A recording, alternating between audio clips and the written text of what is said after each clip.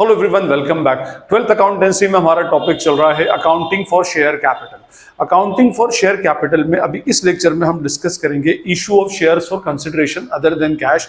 इसका मीनिंग होगा कि अगर कंपनी अपने शेयर को कैश के अलावा किसी और कंसिडरेशन के लिए इशू करती है तो बेसिकली एंट्रीज क्या होंगी।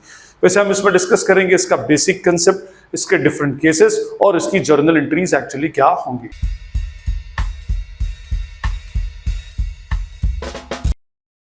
हमारा ये टॉपिक है issue of shares for consideration other than cash. पहले मैं थोड़ा सा इसके मीनिंग और इसके बैकग्राउंड के बारे में बात करूं कि issue of shares for consideration other than cash का मीनिंग क्या होता है। देखिए, अभी तक हमने प्रीवियस लेक्चर्स में जितना भी पढ़ा और हमारा पूरा चैप्टर जो होता है उसमें हम क्या करते हैं, शेयर्स को इशू करते हैं for consideration against cash. Means हम शेयर्स इशू करते हैं और उसके बदले में कैश। तो वैसे भी शेयर्स क्या होता है, shares are the part of capital. Shares के अगेंस्ट हम क्या करते हैं, कंपनी की कैपिटल अरेंज करते हैं और बाय डिफॉल्ट जनरल केस में हम उसको जनरलाइज करें तो कैपिटल कैश में इंट्रोड्यूस होती है। तो हम क्या करते हैं, शेयर होल्डर से ये बोलते हैं कि आप हमारी कंपनी में पैसा इन्वेस्ट करो। मींस वो कैश इन्वेस्ट करते हैं और उसके अगेंस्ट उनको उनकी ओनरशिप दे दी जाती है। मींस शेयर्स अलॉट कर दिए जाते हैं। शेयर अलॉट करने का मीनिंग होता है ओनरशिप देना। ठीक है, फाइन। अब होता क्या है, कंपनी ये कैपिटल अरेंज करने के लिए इस कैश को मार्केट से रेज कर रही है। अब इस कैश का करेगी क्या, नेचुरली वो बिजनेस एक्टिविटीज करेगी। बिजनेस एक्टिविटीज के अंदर कुछ एसेट्स का बाय करना भी होगा, है ना, उसके अलावा कुछ सर्विसेज का पेमेंट करना भी होगा। तो एक्चुअली क्या होता है, यहां पर कभी कभी ऐसा होता है कि हम अगर कोई एसेट को बाय करने गए, लेट्स सपोज हमने कोई बिल्डिंग परचेस करनी है और कंपनी वो बिल्डिंग परचेस करने गई और उसके वेंडर ने कहा कि भाई मैं ये बिल्डिंग आपको 50 लाख रुपीस में बेचूंगा। ठीक है, और कंपनी ने कहा कि ठीक है हम इसका पेमेंट कर देंगे। तो वेंडर ने, जो भी उसका वेंडर था जिसने वो बिल्डिंग हमको बेची है, उसको हमारी कंपनी के अंदर कुछ अपॉर्चुनिटीज दिखती है। मींस उसको लगता है कि भाई ये कंपनी आगे अच्छा करेगी। तो उसने कहा कि भाई एक काम कीजिए, आप इस 50 लाख रुपीस को कैश में ना देते हो, मुझे क्या दे दीजिए, इसके शेयर्स अलॉट कर दीजिए। या तो वो ऑफर करेगा या हम ही ऑफर करेंगे कि भाई आप 50 लाख रुपीस की जो बिल्डिंग ले रहे हो, इसके आगे हम जो 50 लाख रुपीस की आपसे बिल्डिंग ले रहे हैं, इसके अगेंस्ट हम आपको क्या करते हैं, हमारी कंपनी के शेयर्स अलॉट कर देते हैं। भाई आईपीओ आएगा तो उसके अंदर तो चांस होता है कि आपको शेयर अलॉट होगा या नहीं होगा। यहां तो हम डायरेक्टली आपको अलॉटमेंट कर रहे हैं। तो ये केस कहलाता है हमारा issue of shares for consideration other than cash. अब इसके अंदर डिफरेंट केसेस क्या होते हैं, पहले मैं उन केसेस पर डिस्कस करूं, फिर उसके बाद उसकी जर्नल एंट्रीज पर हम बात करेंगे। देखिए, इसके अंदर फर्स्ट केस होता है against purchase of any fixed asset. Against purchase of any fixed asset means कोई एक एसेट बाय की जाएगी और उसको खरीदने के बदले में हम उसको शेयर्स इशू करेंगे या शेयर्स अलॉट करेंगे, या हम किसी से परचेस करेंगे तो वो हमसे कहेगा कि मुझे इसके अगेंस्ट में आप परचेस कंसिडरेशन में शेयर्स दे दो। ये हो सकता है। सेकंड केस होता है against purchase of running business. Against purchase of running business का मीनिंग होगा कि भाई एक ऑलरेडी कोई बिजनेस चल रहा है, आपके जैसा बिजनेस, आपके कंपटीशन में आपने उस बिजनेस को टेक ओवर कर लिया, उसको परचेस कर लिया। ठीक है, अब आपने उसको परचेस कर लिया तो भाई नेचुरली जब परचेस करने का मीनिंग क्या होगा, उसकी सारी एसेट्स और सारी लाइबिलिटीज को आपने बाय कर लिया। यहां पर सारी एसेट्स, एक एसेट को बाय किया था, यहां पर आपने ढेर सारी एसेट्स और लाइबिलिटीज, मींस तो इसकी बैलेंस शीट में एसेट्स थी। नॉर्मली हम मैक्सिमम सारी की सारी एसेट्स को बाय कर लेते हैं और उनकी लाइबिलिटीज का पेमेंट करने के लिए फिर रेडी एक्चुअली हो जाते हैं। तो उस केस में जब वो जो बिजनेस का वैल्यूएशन होगा, उस वैल्यूएशन के अगेंस्ट जो हम पेमेंट करेंगे वो भी किस में करते हैं, शेयर्स में करते हैं। तो वो होता है against purchase of running business.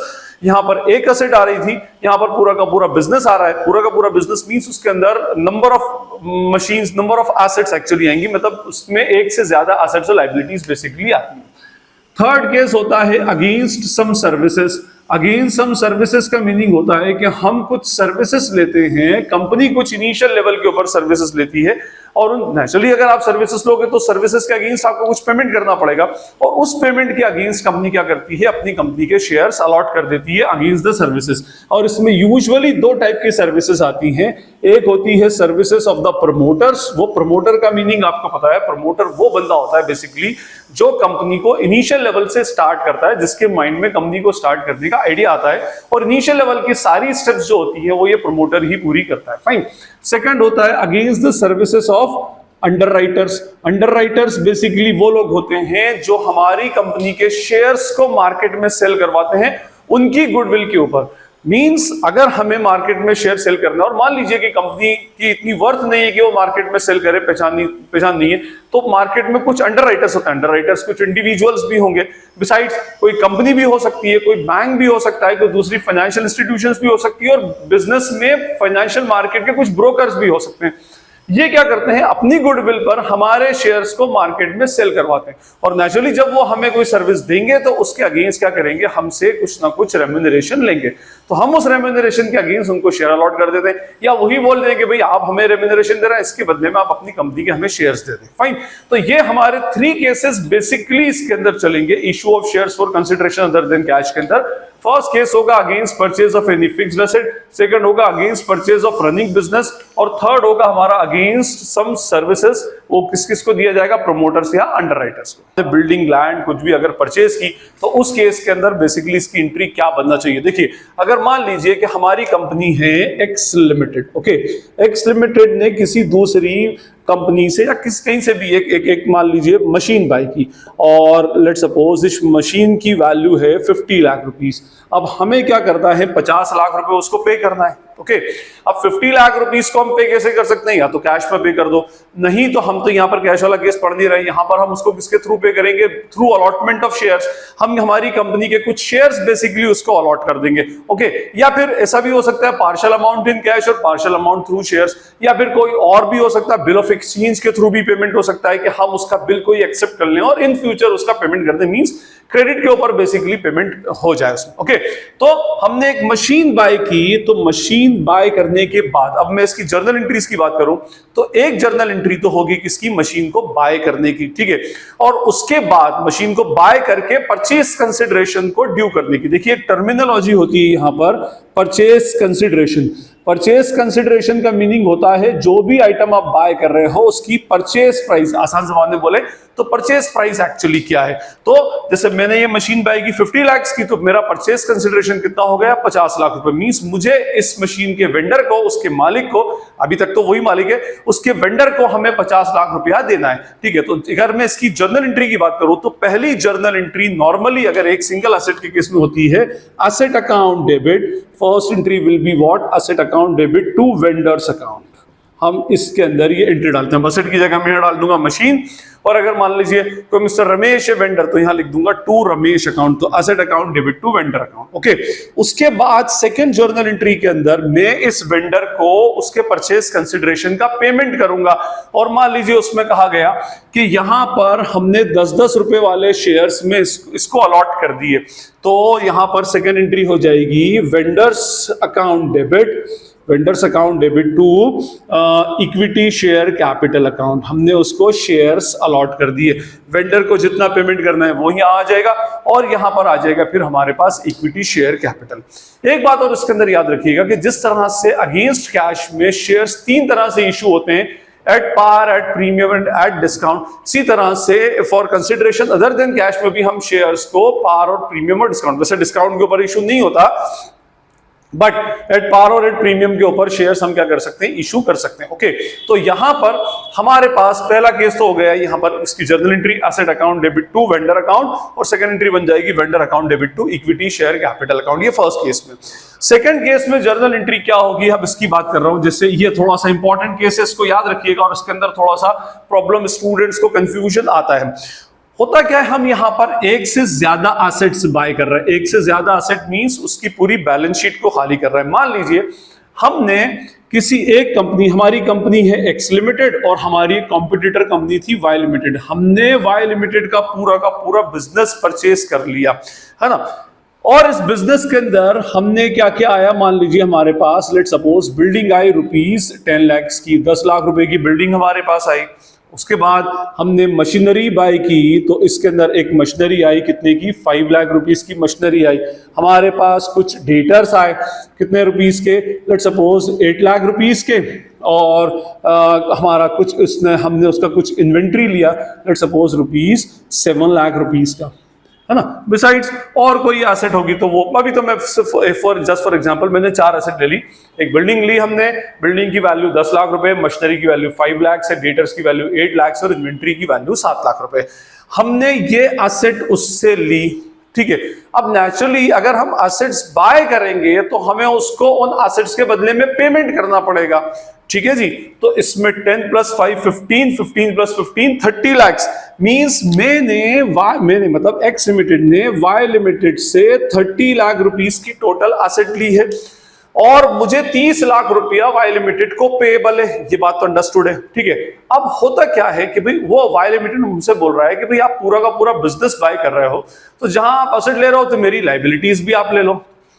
Asset ले रहा हो मींस एसेट का यूज आपका, एसेट के मालिक हम बन जाएंगे, और लाइबिलिटीज अगर वो हमको देगा तो वो कल तक जो ऑब्लिगेशन उस पर था आज से वो ऑब्लिगेशन हम पर आ जाएगा। मींस कल तक उसको पे करना था, आज से हमको उसको पे करना, उसकी लाइबिलिटी अब हमें पे करना पड़ेगी, क्योंकि वो सारे के सारे ऑब्लिगेशन, वो सारी की सारी रिस्पॉन्सिबिलिटी हम बेसिकली उससे ले रहे हैं।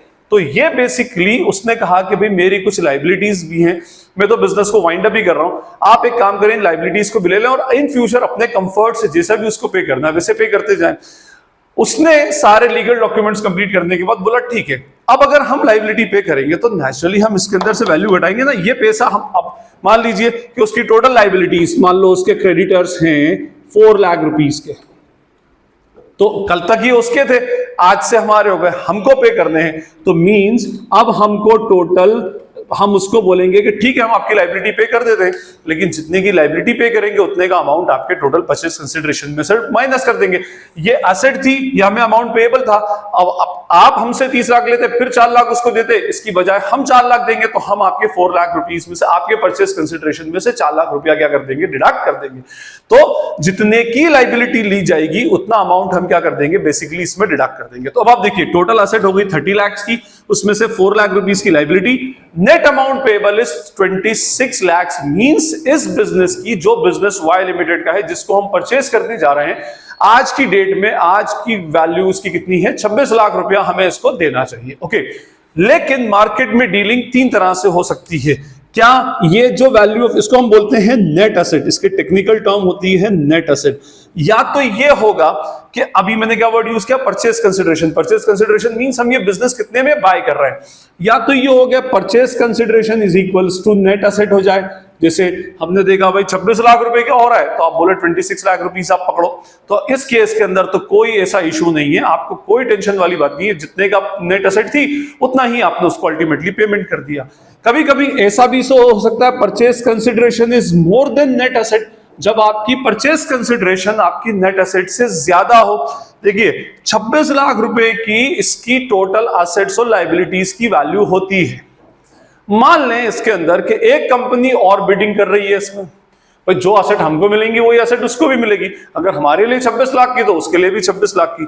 हम नहीं चाहते कि वो कंपनी बेसिकली इसको बाय करे, क्योंकि अगर मैंने क्या कहा था, वाई लिमिटेड हमारा कॉम्पिटिटर है, और अगर हमने इसको बाय नहीं किया तो वो दूसरा तीसरा कोई जेड लिमिटेड है वो इसको बाय कर लेगा। तो वाई लिमिटेड एक कॉम्पिटिटर हटा और जेड लिमिटेड एक नया कॉम्पिटिटर आ जाएगा। हम चाहते हैं कि भाई ये कंपनी हम बाय कर ले ताकि मार्केट के अंदर मोनोपोली क्रिएट हो।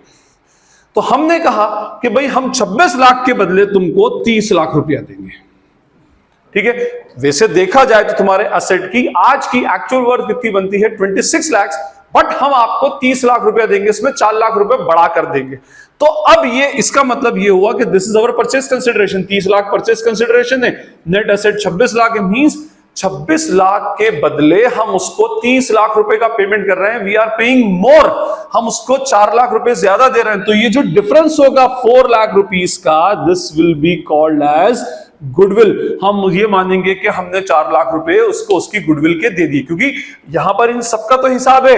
कल को कोई आपसे पूछेगा भाई आपने एसेट तो 26 लाख की बाई की और पेमेंट कर दिया 30 लाख रुपए का, 4 लाख का क्या बाई किया, आपको बुक्स में तो शो करना पड़ेगा ना, डुअल एस्पेक्ट प्रिंसिपल कैसे डाली होगा। तो उस केस में आप बोल सकते हो कि भाई हमने 4 लाख रुपए की एक्चुअली गुडविल उसके बाई की है, मींस उसकी गुडविल का पेमेंट हमने 4 लाख रुपीस हमने किया है। वैसे गुडविल कोई टेंजिबल एसेट होती नहीं, लेकिन गुडविल बाइंग और सेलिंग हो सकती है। वैल्यूएशन ऑफ गुडविल वाला चैप्टर है हमारा, चैप्टर नंबर 2 हमने इसमें डिस्कस कर रखा। उसके अंदर हमने 2 टाइप की गुडविल पढ़ी थी, सेल्फ जनरेटेड और परचेज गुडविल। तो ये टाइप की परचेज गुडविल बेसिकली होती है इसमें। तो ये हमारा 4 लाख रुपया हमने उसको गुडविल का दिया, ठीक है।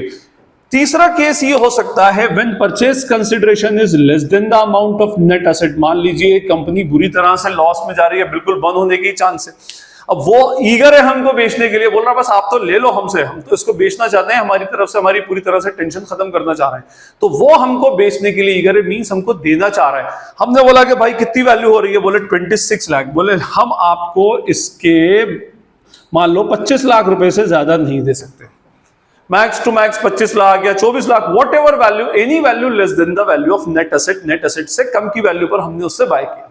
उसने बोला ठीक है 25 लाख में लो। Now purchase consideration is 25 lakh, net asset is rupees 26 lakh.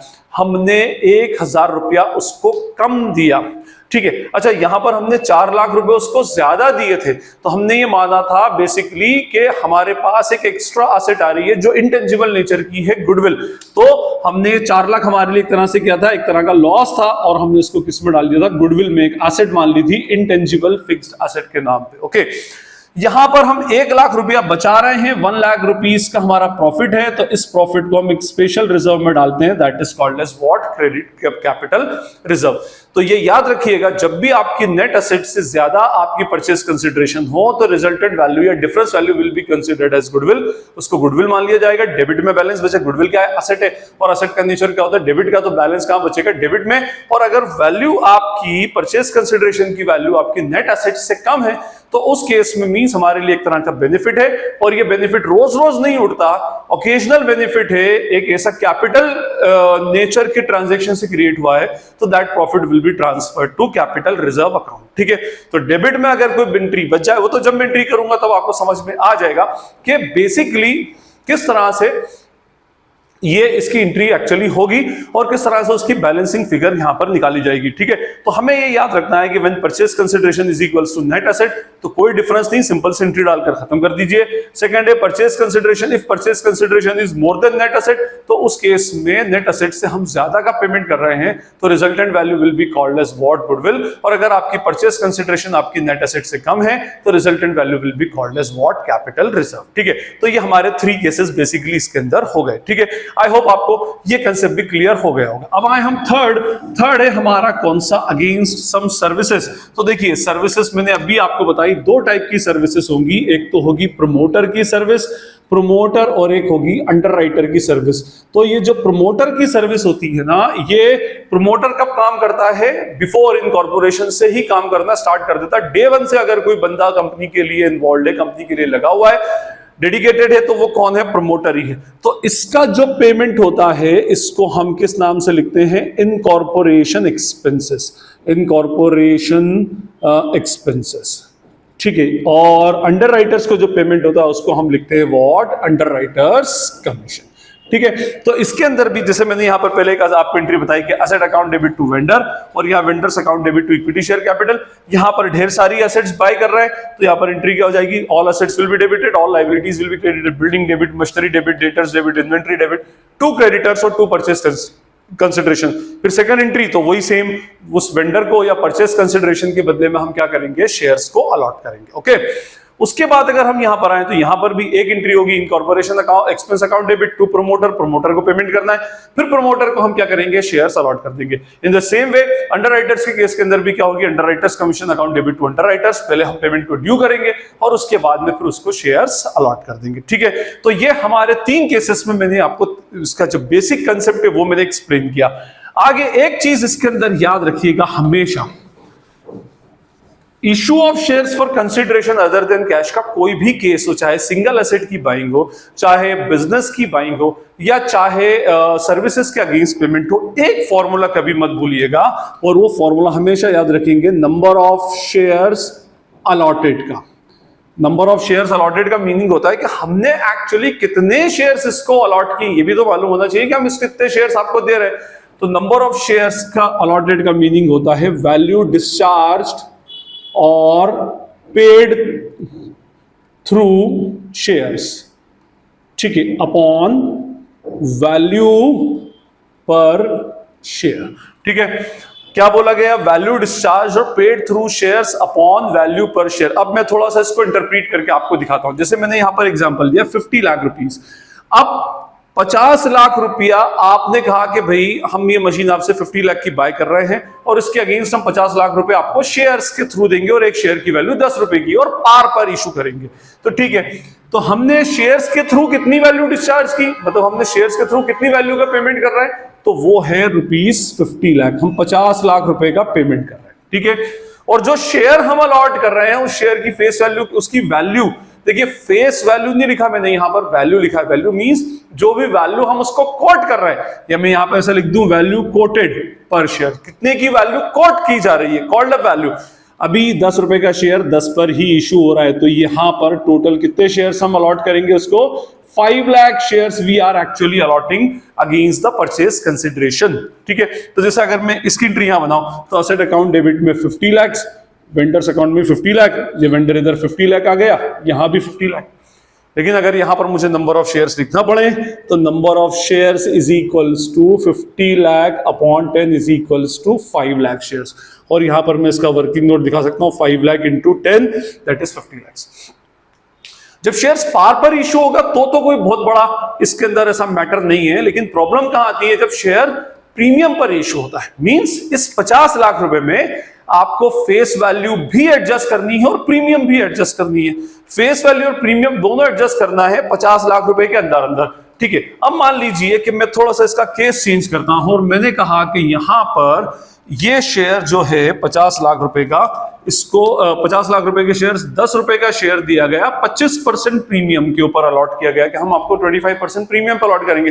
Naturally जब शेयर प्रीमियम पर अलॉट होगा तो नंबर ऑफ शेयर्स कम हो जाएंगे। तो देखिए हम यहाँ पे देख रहे हैं वैल्यू डिस्चार्ज और paid through shares that is 50 lakh divided by face value 10 है, 25% premium ₹2.5, 2.5 is the amount of premium। तो उस केस में हमारा टोटल नंबर ऑफ शेयर्स 12.5 से डिवाइड होगा, that will be what, 4 lakh equity shares. Means इस केस में 50 लाख रुपए की मशीन के अगेंस्ट हम उसको सिर्फ 4 लाख शेयर्स अलॉट कर रहे हैं, ओके। तो इस केस में एंट्री विल बी व्हाट, ये जो सेकंड एंट्री है चेंज होगी, ये बन जाएगी vendors account debit, vendors account debit by rupees what, 50 lakh rupees, 2 equity share capital और 2 सिक्योरिटी प्रीमियम रिजर्व। इसी 50 लाख में हमें प्रीमियम भी एडजस्ट करना है, इसी 50 लाख रुपए में हमको फेस वैल्यू भी एडजस्ट करना है। तो देखिए यहां पर हो जाएगा, कितने शेयर्स निकाले, 4 लाख। इक्विटी शेयर कैपिटल में हमेशा उसकी फेस वैल्यू आती है, 4 lakh into 10 is equals to what, 40 lakh.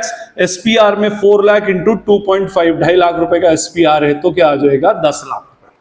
Okay, discount में बेसिकली हम शेयर्स इशू करते नहीं है तो डिस्काउंट लेते नहीं है, बट अगर आपको डिस्काउंट कभी आ जाए, क्योंकि आगे डिबेंचर्स के अंदर डिस्काउंट आ जाता है, तो यहां पर मान लीजिए 20% डिस्काउंट है तो 10 - 2 हो जाएगा और उसके बाद नंबर ऑफ शेयर्स निकालकर डिस्काउंट को हम क्या करेंगे, उल्टा डेबिट कर देंगे। ये फॉर्मूला आपको issue of shares for consideration other than cash में हर केस में याद रखना है। अगर ये फॉर्मूला याद रखा गया तो फिर हमारा issue of shares for consideration other than cash का क्वेश्चन कभी भी रॉन्ग नहीं होगा, क्योंकि वैल्यू हमें बेसिकली उसी सेम वैल्यू के अंदर हमको क्या करना है, शेयर्स की फेस वैल्यू भी एडजस्ट करना है और सिक्योरिटी प्रीमियम भी एडजस्ट करना है। देखिए जब पार पर इशू किया था तो टोटल 5 लाख शेयर्स इशू हुए थे, प्रीमियम पर इशू किया था टोटल 4 लाख शेयर्स इशू हो रहा है। मींस हम 10 का शेयर सामने वाले को ₹2.5 के अंदर सॉरी 12.5 के अंदर बेसिकली सेल कर रहा है, तो उसको शेयर महंगा पड़ा और हमें कम number of shares, 1 lakh shares हम क्या कर रहे हैं, बेसिकली कम अलॉट कर रहे हैं। फाइन, ये तो अब हमारा थ्योरेटिकल पार्ट था। अब हम देखें इसके अंदर कुछ न्यूमेरिकल क्वेश्चंस जिसके अंदर सारे के सारे केसेस कवर हों और उन न्यूमेरिकल क्वेश्चन से आपको समझ आएगा कि एक्चुअली इसकी इंक्रीज एक्चुअली किस तरह से होगी। हमारे पास एक फर्स्ट क्वेश्चन है, Lakshmi limited purchase land for ₹60,000 from Ram brothers. It issued equity shares of ₹10 each, fully paid in satisfaction of their claim. Give necessary journal entries in the following alternative cases. If shares are issued at par, और second case है if shares are issued at 25% premium. ये हमारे पास है, Lakshmi Limited ने Ram Brothers से machine buy की, means हमारी कंपनी लक्ष्मी लिमिटेड है, तो हम ऊपर यहां पे लिखेंगे in the books of Lakshmi Limited. तो first entry will be what, machinery account debit, machinery account debit to किससे ले रहे हैं हम, वेंडर का नाम, टू राम ब्रदर्स अकाउंट, ठीक है। अमाउंट इज ₹60,000, ₹60,000 की हमने मशीन पाई। नरेशन बन जाएगा being machinery purchased and purchase consideration made due, हमने परचेज कंसिडरेशन को ड्यू कर दिया है जब हमको आगे इसको फ्यूचर में पे करना है।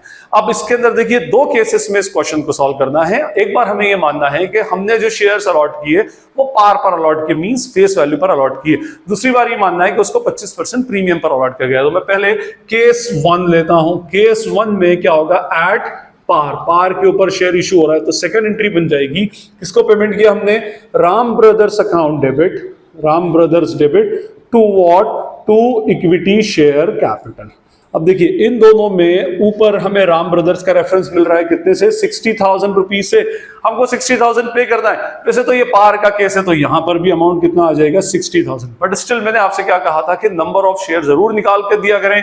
तो यहां पर हमारा होगा नंबर ऑफ इक्विटी शेयर्स का फॉर्मूला होगा 60,000 डिवाइडेड बाय, एक शेयर 10 रुपए का है तो हमने टोटल 6,000 शेयर्स अलॉट किए। तो इधर चाहे तो आप ब्रैकेट में 6,000 इंटू 10 60,000 रुपीज लिख सकते हैं। फाइन। अब अगर इसी में मैं सेकंड केस लूं, केस 2, तो केस 2 मेरे पास है एट 25% प्रीमियम, मैं 25% प्रीमियम पर इसको शेयर्स अलॉट करता हूं। तो entry will be what, second entry, first entry तो सेम ही रहेगी, सेकंड एंट्री चेंज हो जाएगी। Second entry will become what, Ram brothers account debit, Ram brothers account debit to what, to equity share capital account, to security premium reserve account. ठीक है, ये हमने डाल दिया। इन तीनों में से ऊपर की एंट्री हमने राम ब्रदर्स का रेफरेंस इधर लेकर आ गए, 60,000 हमें राम ब्रदर्स को पे करना है। अब यहां पर हमें अमाउंट डायरेक्टली फिलअप नहीं कर सकते, 60,000 में ही हमें प्रीमियम की अमाउंट भी कैलकुलेट करनी है और 60,000 में ही फेस वैल्यू की अमाउंट भी कैलकुलेट होगी।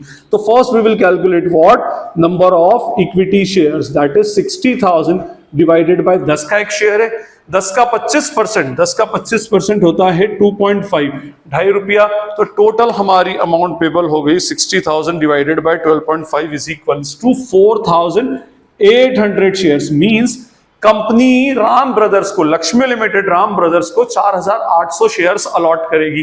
तो इक्विटी शेयर कैपिटल में उसकी face value 4,800 into 10 that is what 48,000, और एसपीआर में 4,800 into 2.5 that is ₹12,000 being shares allotted to Ram brothers at 25% premium. तो हमारे पास नेक्स्ट क्वेश्चन है, Raju limited purchase the asset of Priya limited for ₹5 lakh payable 16% in cash and the balance in fully paid shares of ₹100 each at a premium of ₹40 per share. यहाँ पर 40 रुपया premium अलग से दे के रखा है, 100 रुपया उसकी फेस वैल्यू, 40 रुपया प्रीमियम है।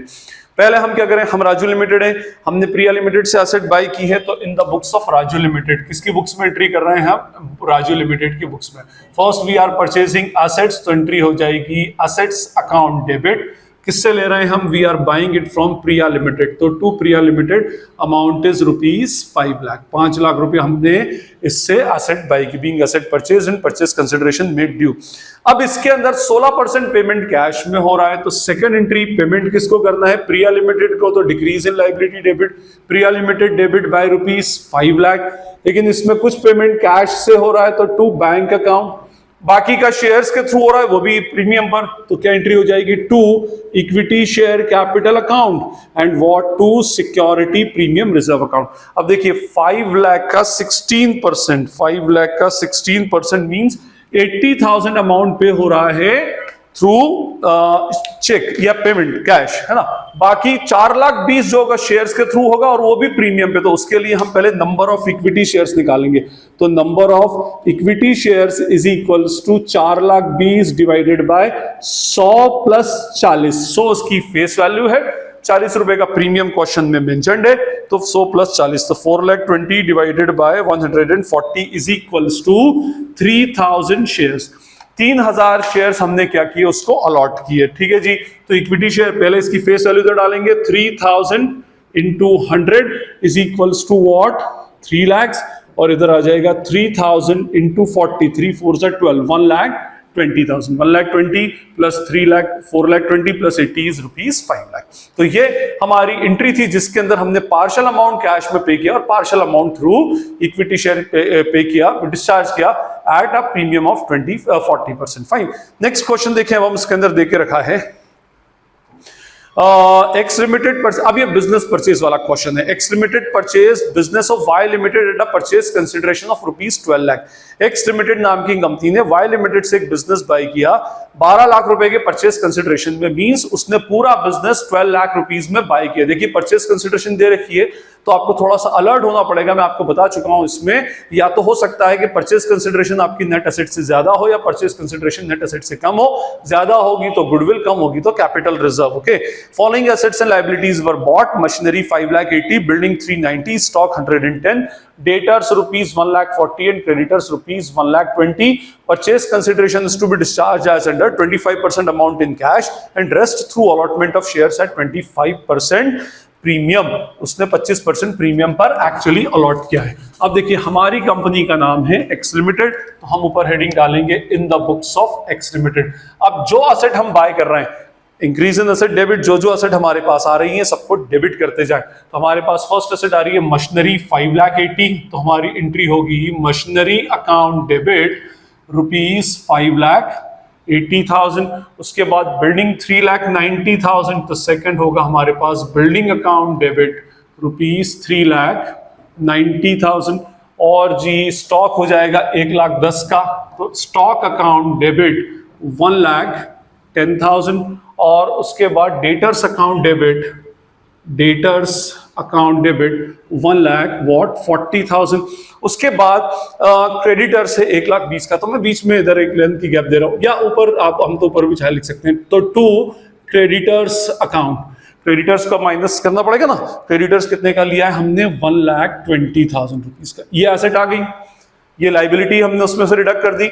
अब उसके अंदर हम लिखेंगे कितने में हमने बिजनेस को बाय किया, किसको पे करना है? To Y limited account bracket में परचेज कंसिडरेशन, और हमने इसको बाय किया है for the value of ₹12 lakh. अब आपको ये देखना है कि बैलेंसिंग फिगर किधर आ रही है। हम इसका क्रेडिट और डेबिट का टोटल लगा के देखते हैं। क्रेडिट का टोटल हो रहा है 13,20,000, इसमें से डेबिट माइनस करेंगे 5,80,000, 3,90,000 माइनस 110 माइनस 140, तो डेबिट में 1,00,000 रुपया कम पड़ रहा है।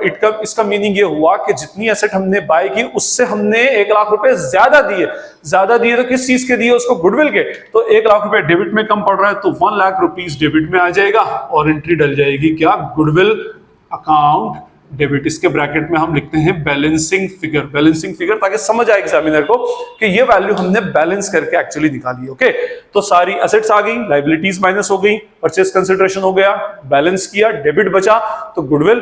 क्रेडिट अगर बचता तो मैं यहां लिख देता टू कैपिटल रिजर्व। ठीक है, तब वो तब होता जब एसेट की वैल्यू ज्यादा होती है और पेमेंट उसके अगेंस्ट कम होता है। यहां पर पेमेंट ज्यादा हुआ है, एसेट की वैल्यू कंपैरेटिवली कम है। ये एंट्री सबसे ज्यादा चैलेंजिंग थी, इसमें हो गई। उसके बाद सेकंड एंट्री में तो वही शेयर अलॉट करने की जैसी नॉर्मल एंट्री है, वाई लिमिटेड अकाउंट डेबिट।